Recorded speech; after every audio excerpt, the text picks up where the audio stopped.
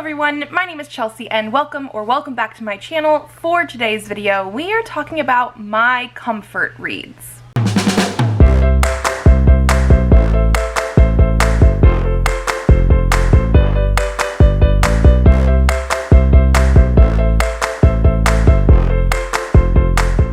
So this is a video that I just want to say I saw on Ren's channel recently. I will leave their channel link down below, and after the week I've been having, I just realized I needed some comfort, and so we're going to be talking about some of my comfort reads. This is something that does not necessarily mean our favorites, although I'm pretty sure every single one of these is, because those are the first ones that came to mind. I do usually end up reading these over and over, so at least 2 times or more basically I've read all of these books. And yeah, just after this week, like, the kids were sick, they had colds, stuffy noses, hard time sleeping at night. They're also going through this very like sibling rivalry stage already. Elliot is trying to get into Presley's stuff so much, and they've just been cranky. So like, we've been dealing with that. It's also my time of the month and I've just been so unmotivated and in pain and just like blah. And then it was the end of the month, so I've been trying to get my April reading done. I finished my magical readathon books that I needed to read for my calling, but like I did not finish my TBR, which is okay, but like everything just sort of piled up at once. And so I was thinking, you know, I need some comfort. I did not actually pick up a comfort read, although I almost did, and I still might. It really depends on how I'm feeling today, because the first book we're going to talk about is my ultimate comfort read, and I literally could read it in one sitting. But yeah, I've just been thinking I need some comfort, and I really liked it when Ren shared their comfort reads, and so I decided that's what we're doing today. We're going to be sharing comfort reads. So yeah, I have a little stack here. I was trying to go for like 5 titles, and I ended up with sort of like 7-ish, just because I couldn't break it down any more than that. So the first one that I was going to talk about today is Song of the Sparrow by Lisa Ann Sandell. I think out of most of the ones on the list, this is one that I don't think a lot of people are going to have heard about. This one came out in 2008, so when I was 18 and I bought it that year. I have since read it about 6 times according to my Goodreads. I didn't start Goodreads until like 2012, so my numbers before then could be a little bit off, but this is the epitome of my comfort reads.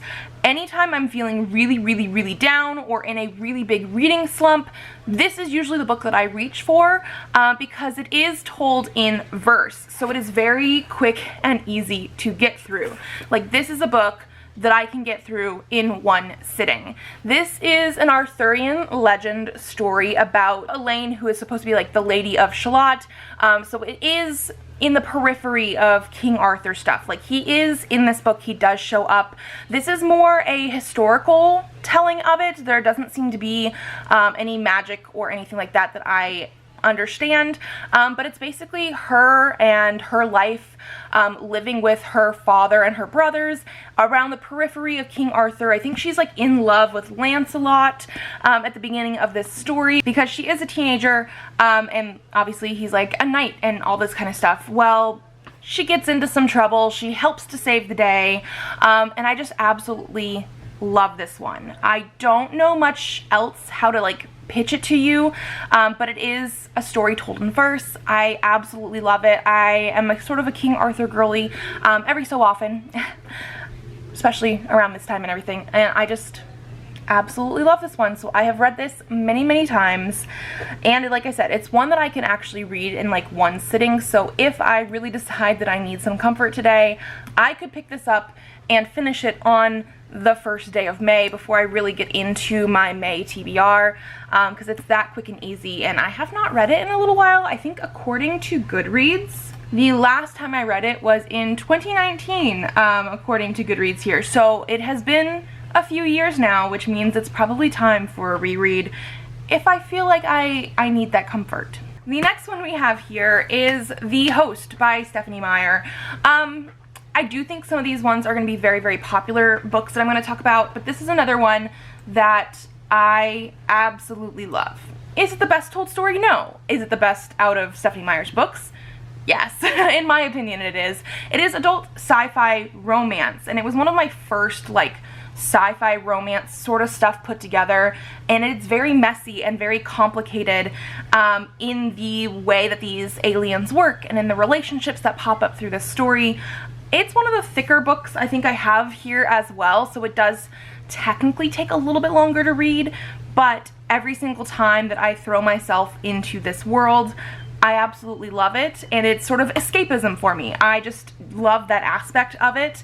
I desperately am still one of those people that would love a sequel, because it definitely ends in a way that's like, it wraps up this story but leaves it open for more, and like, I would like this. I did not need Midnight Sun. I need the sequel to this one, desperately. And so this is another one that I've read many, many times. I think according to Goodreads, again, it's been like 5 times, and I think this is the most recent one I might have read. I read this one last in 2020, which makes sense. So yes. Actually, another one that I remember reading in 2020 is The Mortal Instruments. So I'm using City of Bones here to mean the entire series. Again, this is a series that I absolutely love. I've read this first book, again, at least 6 times. I picked up the original, like the year it came out, and I have like 3 or 4 copies of this first book. And again, it's escapism for me. It's something that reminds me of my childhood. And when I say childhood, this book first came out when I was like a senior in high school, so it has been a while, and I'm not like saying seniors at like 18 are kids, but at the same time, I'm 33 now. That's what it feels like. It feels like escaping back to high school, and like, I loved high school. I'm probably one of the rare people that did, but I did. And I remember reading lots and lots of things around that time, and I just absolutely love this world. And so I'm still reading Shadowhunter's books. I do think probably the first 3 books of The Mortal Instruments is specifically the comfort reads, because I really do love going back to the beginning and seeing those characters and everything. But yeah, I think for me, a lot of comfort reads do come back to like, when did I read it? So like, even The Host that I just talked about, that one came out again in 2008, but I think it came out when I was in college already, and so that one is a little bit after this one, but at the same time, I was still before my 20s. I still read it at that time period in my life, and those are the things that I like to go back to. I think a lot of these were published around 2007, 2008, but yes, this is definitely one. Yeah, a lot of these were published in 2008. The Hunger Games. This first book specifically, I also do love Catching Fire. I do not really enjoy Mockingjay, like at all. I think I gave the first 2 books 5 stars, and I gave the last one, according to Goodreads, a 4 stars, but I feel like if I was going to reread them, I think I might be even more mad at Mockingjay and probably not give it that. But again, this came out in 2008. I was 18. I picked it up in hardcover right away. I remember waiting for these books to come out every single year that they came out. And it's a weird thing, because this definitely has like death and stuff like that in it. It's not like a happy read, but at the same time, the escapism for me, I think, is really what drew me into this. And I've again read this book at least 5 times. The further ones in the series, not as many, obviously, because I liked to reread this one before every single release, like every single time. But yeah, it's the whole way that this book sucks me into another world. I can escape completely from this current world. And even though this is a darker one for sure, I absolutely love it, and I've been wanting to reach for these ones as well recently to reread them, because it has been a while. I think the last time it says I reread them was in 2012, which was I think the second and only other time that I read Mockingjay. But this is one of the ones that I haven't read in a long time that I've been itching to, and I just haven't picked it up.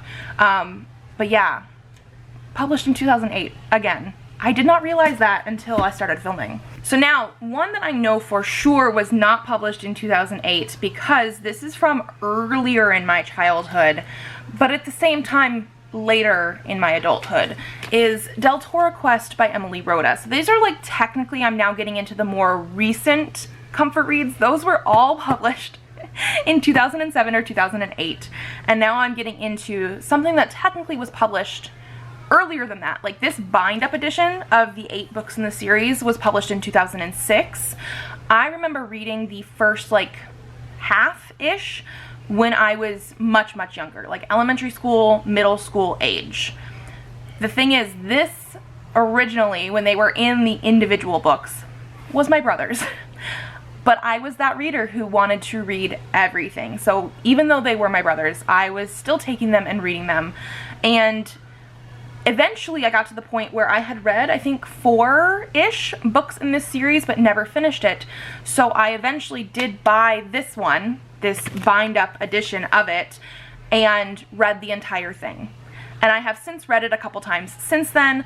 I love this series. It is a middle grade series. Each individual book is actually quite short. So this is 8 books total, but it's under 800 pages. Like each book is not that long.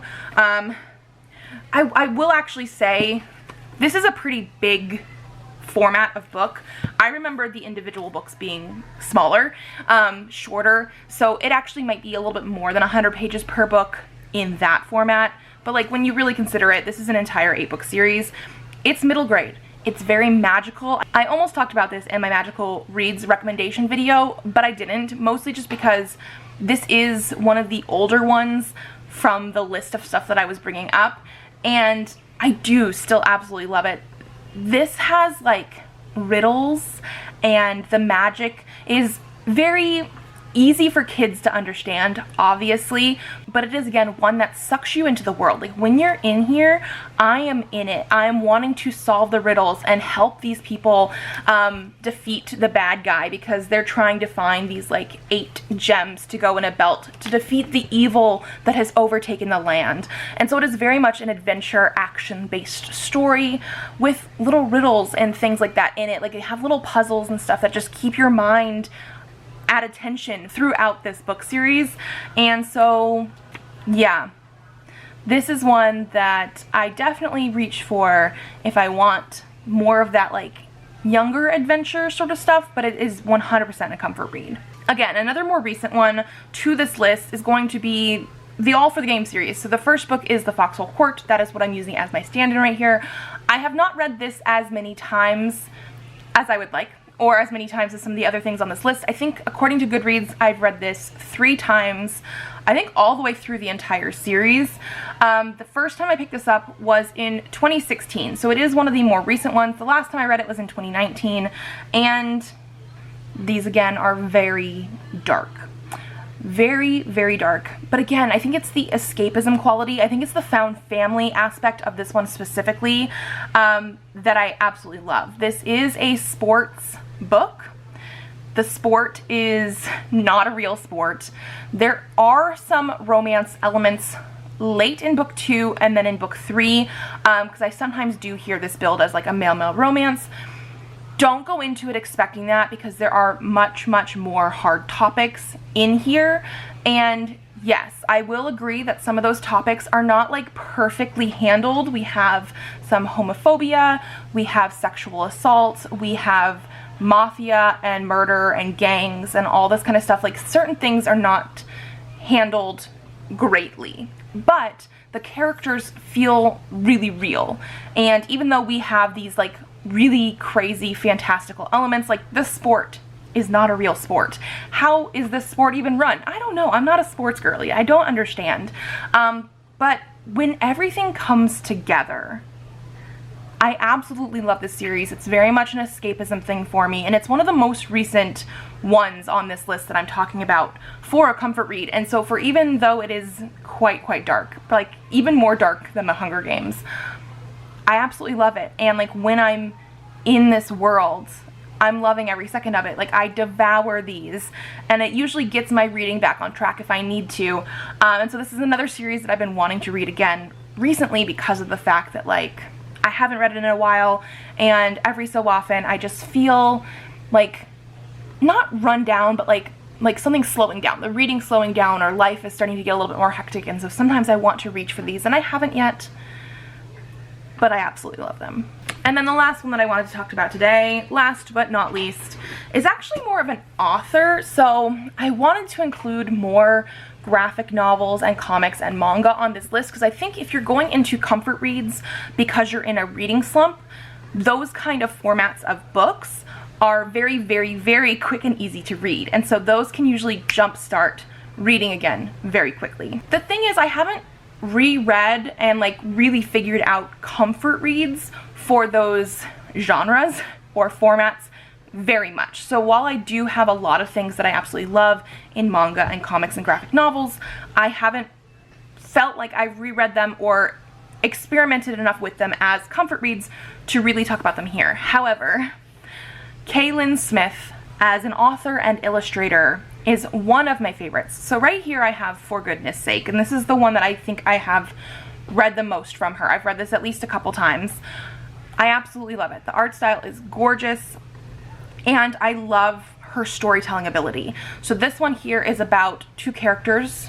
One is Thatcher, one is Rain, and he has been like cursed to be a demon and she is trying to help him. And it's very like magical, but also the relationship between them as friends and like trying to figure out why he's been cursed to look like a demon. Like, is it just because he needs to be a better person? Like, that kind of stuff is amazing.